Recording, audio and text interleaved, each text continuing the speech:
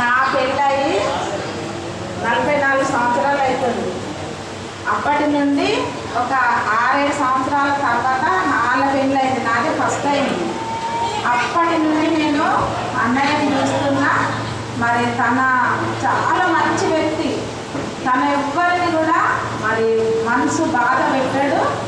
మరి వాళ్ళని ఇట్లా అనాలి, వాళ్ళని అట్లా అనాలి, వాళ్ళతో గొడవ పెట్టుకోవాలి అన్నయ్య అలాంటి మనసు తత్వమే తనది కాదు. ఎందుకంటే తను అందరినీ కూడా ప్రేమించే మంచి తత్వం. తన ఎప్పుడు చూసినా చెల్లె చెల్లె అని అందరినీ అట్లనే పిలుస్తాడు. మరి అన్నయ్యకైతే చాలా మరి రుణపడి ఉండాలి. మరి ఎందుకంటే మొన్న పోయిన సంవత్సరం అయితే మరి బంధువులుగా మనమందరం కూడా ప్రార్థన చేసినప్పుడు మరి దేవుడు ఎంతగానో తనకు మంచి ఆరోగ్యాన్ని ఇచ్చి మరి తన మరణ గండం నుండి తనను లేవనెత్తిండు. అంటే నేను ఒకటే చెప్పిన, కీర్తనమ్మకు మొన్న ఫోన్ చేసింది, వదిన మరి ఇట్లా సంగతి, మరి మాకు రిటైర్మెంట్ రోజు మరి మాకు ఇట్లా మీరు బట్టలు పెట్టాలి, బియ్యం పోయాలంటే సరే అమ్మ చేస్తాం, సంతోషమే అని చెప్పి మరి మరణ గండం నుండి మరణ పడక నుండి తనను కూడా ఆడబిడ్డను కూడా దేవుడు లేపుతున్నాడు, అన్నయ్యను కూడా లేపిండు. అంటే ఈ కార్యము రేపు జరగనే ఉంటుంది కాబట్టే దేవుడి ప్రణాళిక చొప్పున వారిద్దరు ఈరోజు ఈ స్థితిలో కూర్చోబెట్టింది. మరి దేవునికి వందనాలు. మరి ఇంకా ఆ బిడ్డ మిగిలిన జీవితం అంతా కూడా మంచి క్షేమకరంగా సాగిపోవాలి. మరి కుటుంబ సభ్యులు కుటుంబం అంతా కూడా మరి మంచిగా ఉండాలని. మరి ఇలాంటి దినము ఇలాంటి రోజు చాలా మందికి రాదు, కానీ మా ఆడబిడ్డ వాళ్ళకి వచ్చింది. అదంతా దేవుని యొక్క కృప, దేవుని యొక్క దయ, దేవుని యొక్క కనికరం వాళ్ళ మీద దేవుడు పెట్టి ఈరోజు సంతోషకరమైన దినం ఈరోజు ఇచ్చిందంటే అది దేవుని యొక్క ప్రణాళికనే. మరి మనం కూడా అందరం కూడా ఇంకా వాళ్ళ కోసం ప్రార్థన చేద్దాం. మరి నేనైతే చాలా సంతోషపడుతున్నా. రిటైర్మెంట్ ఫంక్షన్ అంటే అది చాలా మందికి వర్తించదు. కొంతమంది అయితే మధ్యలోనే ఏదో ఒకటి అయిపోయింది. అలాంటి వారిని చాలా మంది చూసిన, కానీ అన్నయ్య జీవితంలో అయితే దేవుడు చాలా మేలు చేసిండు. మరి అన్నయ్య హ్యాపీ రిటైర్మెంట్ ఫంక్షన్. మా నాన్న చాలా అమాయకుడు. మమ్మల్ని చిన్నప్పటి అసలు చెప్ప కూడా కొట్టలేదు. ఇంకా అసలు చాలా మంచోడు. మమ్మల్ని ఇక్కడ వరకు మేము ఉన్నామంటే కేవలం మా నాన్నగారే. అసలు ఎంత కష్టపడ్డారో మా కోసం మాకు చెప్తూ 2 సంవత్సరాల నుండి ఎంతో అనారోగ్యంగా ఉన్నాడు. ఇదివరకు వచ్చిందంటే మా నాన్న అసలు మా నాన్న ఇంతవరకు మన ఇద్దరు ఏమలేరు. అసలు మా అమ్మ లేకపోతే మా నాన్నతో లేవలేరు. మా అమ్మ ఎంత నడిపిస్తూ ఉంటే మా అమ్మ మా నాన్న ఇదివరకు నడుచుకుంటూ వచ్చిండు. అసలు మేము ఎంత చిన్న ఉంటాం అంటే ఇప్పుడు ఇంత మంచి పెట్టారు, ఇంత అవకాశం ఉన్నామంటే కేవలం మా నాన్ననే. మా నాన్న తీసుకోలేము.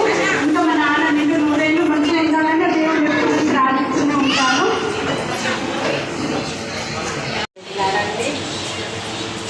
మా ఆంటీ గురించి చెప్తున్నాను. మాకు ఒక చిన్న పిల్లలు ఏమన్నా కానీ ఏమన్నా అన్నా కానీ అయితే ఏమన్నా అన్నా కానీ మేము నవ్వుతాం, నేనేమన్నా కానీ ఆయన కొంచెం సీరియస్గా అయినా కానీ ఒక చిన్న పిల్లలాగా మేము ఆయన ప్రేమిస్తాం. అయినా దేవుడు మా చెల్లె ఎంత బాధపడుతుందంటే కొరకు ఆయన ఒక చిన్న పిల్లగాళ్ళలాగా తీసుకుంటూ అన్ని సేవ చేస్తుంది. ఆయన దేవుని ముందునే దేవుడు అయ్యగారిలో వచ్చి మీకు ఏమి అనిపించాలి అయ్యగారు ఆయన జీవిని పెట్టడానికి ఎంతో అయ్యగారిలో దేవుడిని ఆయన కళలో వచ్చి చెప్పిపోతే మేమైతే నిజంగా దేవుడు ఆయన అందరూ ఉన్నాడు. లేకపోతే మొదటిసారి ఆయనకు దానమే పోతుండే. అయినా ఆయనకు ఏం కాలేదు. ఆయన నిండు 100 ఏళ్ళు బతకాలి. నువ్వు ఎంత సాయం చేసినా తక్కువనే చెప్పి ఆయన ఉండాలని మేము అనుకోని ఆయన ఒక చిన్న పిల్లగాళ్ళలాగా మేము చూసుకుంటాం. ఆయన మేము మమ్మల్ని ఏమైనా సీరియస్ అనగానే మేము ఫీల్ కాము. ఆయనకు మా చిన్నపిల్లలని తెలివిలాగా వచ్చింది.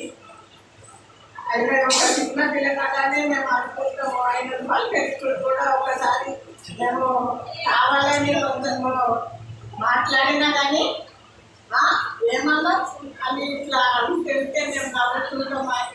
దేవుడు ఇంత ఇంత నడిపించిందంటే ఆయన దేవుడికి ఇంకా కూడా ఆయన మంచిగా ఉండాలి. ఆయన దేవుడు మంచిగా ఉండాలని అందరూ మేము కోరుకుంటున్నాము.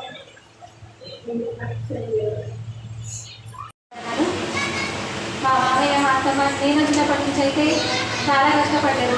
మమ్మల్ని చూసుకుంటూ ఇల్లు గడుపుకుంటూ చాలా అంటే మా కోసం శ్రమపడుతుందంటే చాలా శ్రమపడ్డారు. ముఖ్యంగా వాళ్ళకి నేను ధన్యవాదాలు తెలుపుతున్నా. రిటైర్మెంట్ రిటైర్మెంట్ శుభాకాంక్షలు తెలుపుతున్నా. మా మామయ్య చేసే వాళ్ళైతే ఇప్పటికి 3 నెలలు అవుతుంది. చాలా అంటే మంచిగా వాడి కూడా దేవుడు పడ్డాడు. అట్లయినా కూడా డ్యూటీకి పంపించినాం. ఆయన తంపేసి వచ్చి మళ్ళీ కష్టపడ్డాడు. చాలా అంటే చాలా కష్టపడ్డాడు. ఆయనకు దేవుడు మంచి ఆరోగ్యం ఇచ్చిండు. మంచి ఆరోగ్యం ఇచ్చినాగున పెద్దలు వారిని ఆహ్వానిస్తున్నారు. రండి, లేదా నా పక్కకు వచ్చి కూర్చోండి, అయ్యగారి పక్కకు వచ్చి కూర్చోండి. దేవుడు ఆయన మంచి ఆయుధాలను